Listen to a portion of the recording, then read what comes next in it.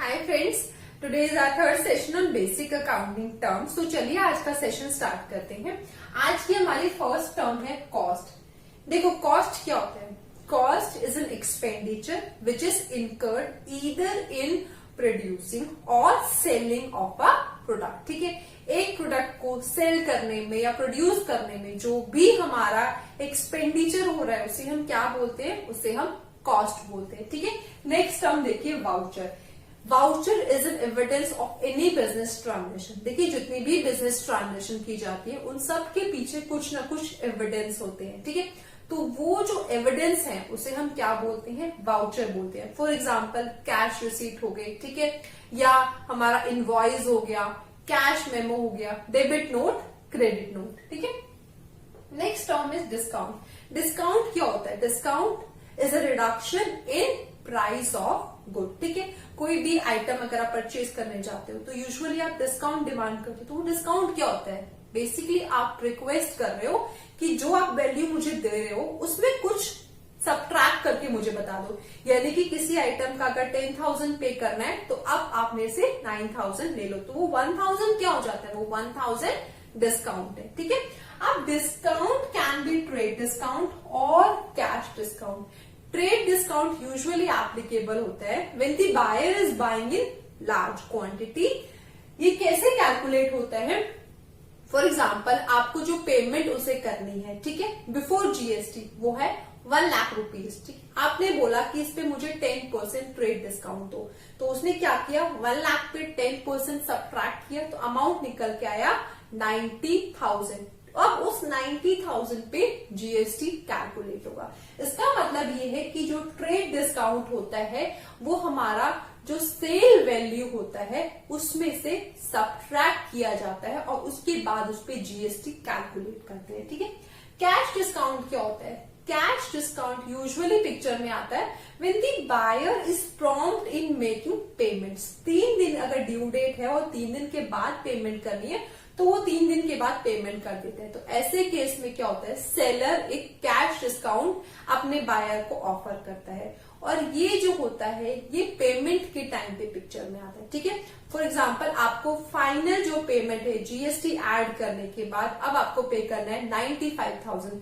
वो क्या बोलेगा कि आप ऐसा करो, इस पे 2% कैश डिस्काउंट ले लो। तो हम क्या करेंगे? 95,000 का 2% निकालेंगे, उसको सब्ट्रैक्ट करेंगे और जो फाइनल अमाउंट निकल के आएगा उसकी हम पेमेंट करेंगे। ठीक है, नेक्स्ट आता है बैड डेट्स। बैड डेट्स क्या है? बेसिकली बैड डेट्स हमारी वो वाली असट है जो कि अब रिकवर नहीं हो सकती। सिंपल वर्ड्स में बात करें तो हमारी डेटर्स हैं या लोन है जो कि हमने बाहर दिया हुआ था लेकिन अब हम उसे रिकवर नहीं कर पा रहे, यानी कि बिजनेस का अपना पैसा था जो उसे नहीं मिल रहा है, डूब चुका है, उसको वो क्या करेगा?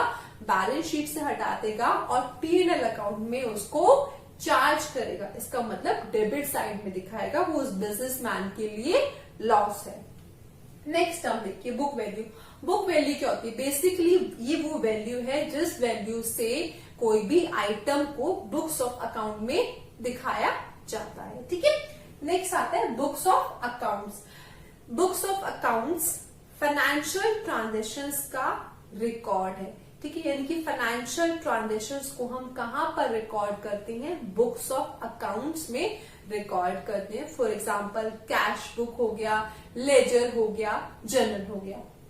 नेक्स्ट देखिए कॉस्ट ऑफ गुड्स सोल्ड, जिसे कि हम कॉस्ट ऑफ सेल्स या कॉस्ट ऑफ सर्विसेज भी कहते हैं। बेसिकली ये डायरेक्ट कॉस्ट होती है जो कि हमारी प्रोडक्शन कॉस्ट से इन्वॉल्व होती है। ठीक है, so these are the direct cost which are incurred in producing goods sold, यानी कि जो हमें गुड्स बेचने हैं उनके प्रोडक्शन में जो डायरेक्ट कॉस्ट इन्वॉल्व है उसे हम कॉस्ट ऑफ गुड्स सोल्ड कहते हैं। ठीक है, अब ये जो है गुड्स सोल्ड या सर्विसेज रेंडर्ड, इसका मतलब ये है कि अगर आप सर्विसेज सेक्टर में है तो उसे हम क्या वर्ड यूज करते हैं? सर्विसेज रेंडर्ड यूज करते हैं। और नॉर्मल अगर आप ट्रेडिंग में है किसी चीज के या मैन्युफैक्चरिंग में है तो हम गुड्स सोल्ड वर्ड यूज करते हैं। ठीक है, डायरेक्ट कॉस्ट मतलब जो कि डायरेक्टली हमारी मैन्युफैक्चरिंग या ट्रेडिंग से रिलेटेड है। ठीक है, चलो अब इसके आगे की कुछ और टर्म्स देखते हैं।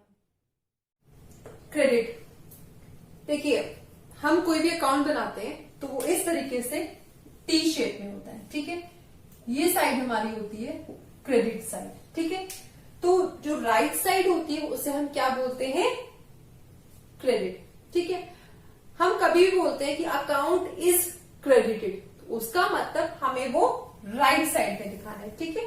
डेबिट यानी कि किसी भी अकाउंट की लेफ्ट साइड। अगर हम बोल रहे हैं कि कोई भी अकाउंट डेबिटेड है तो उसे हम कहां दिखाने वाले हैं, डेबिट साइड में दिखाने वाले, ठीक है। नेक्स्ट आता है डेप्रिसिएशन। डेप्रिसिएशन क्या होता है, depreciation is a gradual decrease in a value of asset, यानी कि असेट की कोई भी वैल्यू हर साल कुछ डिक्रीज होती जा रही है, तो वो जो डिक्रीज हो रहा है वो क्या होता है, डेप्रिसिएशन होता है, ठीक है। डेप्रिसिएशन का आपका पूरा चैप्टर है 11th में, तो वहां हम इसे डिटेल में पढ़ेंगे। नेक्स्ट आता है एंटिटी। एंटिटी क्या होता है, इकोनॉमिक यूनिट होती है जो कि इकोनॉमिक फंक्शंस परफॉर्म करती है, ठीक है। यानी कि कोई भी बिजनेस, या तो वो प्रोप्राइटर हो, पार्टनरशिप हो, कंपनीज हो, वो सब क्या है, वो सब एंटिटीज है, ठीक है। नेक्स्ट देखिए एंट्री। एंट्री क्या होता है, कोई भी ट्रांजेक्शन को जब हम बुक्स ऑफ अकाउंट में रिकॉर्ड करते हैं तो वो जो रिकॉर्डिंग हो रही है वो क्या है, एंट्री है, ठीक है। सो ट्रांजेक्शन को जब बुक्स ऑफ अकाउंट में रिकॉर्ड किया जाता है तो वो एंट्री कहलाता है। नेक्स्ट देखिए इंसॉल्वेंट। इंसॉल्वेंट का मतलब कोई भी बिजनेसमैन, जो कि इंडिविजुअल भी हो सकता है या कोई कंपनी भी हो सकती है, अब अपनी लायबिलिटीज को या अपनी ऑब्लिगेशंस को पे नहीं कर सकता, उसके पास पैसा खत्म हो गया है, ठीक है। So insolvent is a businessman who can not pay its obligations, ठीक है। नेक्स्ट आता है सॉल्वेंट। सॉल्वेंट का मतलब है just opposite, who can pay its obligations, ठीक है, जो कि इजिली अपने डेट्स, अपने लोन्स की रीपेमेंट कर सकता है, उसे हम सॉल्वेंट बोलते हैं। नेक्स्ट आता है रीबेट। देखिए रीबेट क्या होता है, ये भी रिडक्शन इन वैल्यू, कुछ डिस्काउंट की तरीके से होता है, बट ये डिस्काउंट नहीं होता। देखो किसी केस में सेलर ने गुड्स जो है वो इंफीरियर क्वालिटी के सप्लाई कर दिए, या एज पर ऑर्डर नहीं है, एज पर स्टैंडर्ड नहीं है, तो अब बायर पूरी पेमेंट क्यों करे, वो नहीं करेगा। तो वो अब जो कुछ पेमेंट करेगा तो वो जो डिफरेंस है उसे हम रीबेट, ठीक है, रिडक्शन अदर देन डिस्काउंट, ठीक है। 10,000 की पेमेंट करनी थी बट क्वालिटी के हिसाब से माल नहीं आया, अब आप पेमेंट कर रहे हो 6,000, तो वो 4,000 क्या है, रीबेट है, ठीक है। नेक्स्ट आता है प्रोप्राइटर। प्रोप्राइटर क्या होता है, देखो एक बिजनेसमैन जो कि अपने इंडिविजुअली बिजनेस कर रहा है, कोई भी फर्म का नाम दे सकता है या अपने नाम से भी कर सकता है, तो उसमें इन्वेस्टमेंट कौन कर रहा है, वो इंडिविजुअल कर रहा है, तो वो इंडिविजुअल कौन है, प्रोप्राइटर है, ठीक है।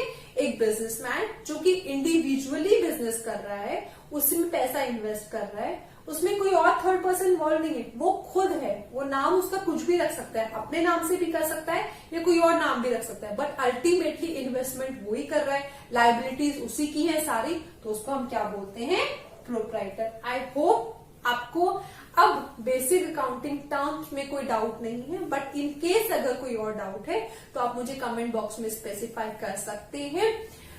Thank you so much for watching my video.